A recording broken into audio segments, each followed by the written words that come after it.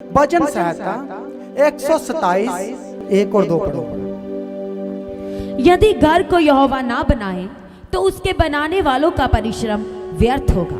यदि नगर की रक्षा यहोवा ना करे तो रखवाले का जागना व्यर्थ ही होगा। कितनों को समझ आ रहा है?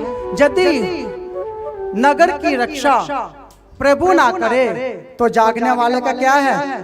परिश्रम व्यर्थ है। हम जिस देश में रहते हैं वचन कहता है उस देश की सलामती मांगा करो। हालेलुया। क्यों आपने देश के लिए प्रार्थना करनी है? ताकि हम सेफ रह सके। हमारा देश सेफ है तो हम सेफ है। हम चर्च चलाना है तो हमारे देश में कोई गड़बड़ नहीं होनी चाहिए, तभी हम संडे चर्च चलाएंगे, तभी हम कलीसिया को इकट्ठा करेंगे, तभी हम घर घर जाके प्रचार करेंगे। तो यदि हमारा देश सुरक्षित है और यदि हमारी घर की, नगर की, हमारे शहर की, शहर मोहाली की, चंडीगढ़ की, नगर की सुरक्षा खुदा ना करेगा तो करने वाले की मेहनत व्यर्थ होगी। हालेलुया।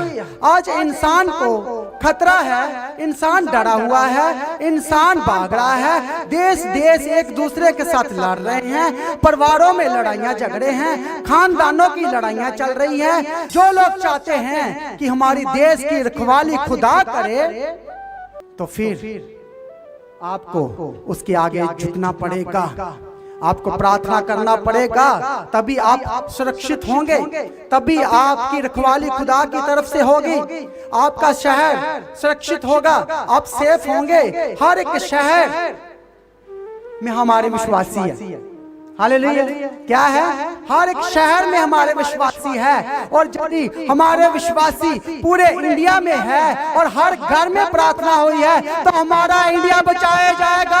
बोलो हालेलुया। हमारा शहर बचाया जाएगा। बोलो हालेलुया। कितने हमारे आर्मी वाले देश की सरहदों पर रखवाली कर रहे हैं, दुश्मन कहीं ना कहीं से फिर भी घुस ही जाता है।